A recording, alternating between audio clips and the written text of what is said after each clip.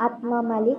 गुरुर्ब्रह्मा गुरुर्विष्णू गुरुर्देव महेश्वरा, गुरुर साक्षात परब्रह्म तस्मै श्री गुरवे नमः.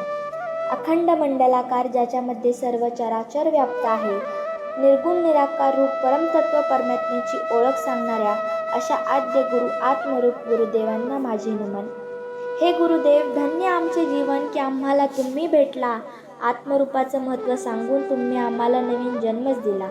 निरर्थक गोष्टींवर प्रेम करणारा मनुष्य देह आमचा, याला तुम्ही ध्यानाचं महत्त्व सांगितलं. निरर्थक गोष्टींवर प्रेम करणारा मनुष्य देह आमचा, याला तुम्ही ध्यानाचं महत्त्व सांगितलं. तुमच्यामुळे बाबा आज सर्वांना आत्मतत्व समजलं. शुद्ध अचल सर्वव्यापी चैतन्य स्वरूप आत्म्याची ओळख तुम्ही सर्वांना सांगितली. आत्मरूपावर प्रेम करण्याची कला तुम्ही शिकवली.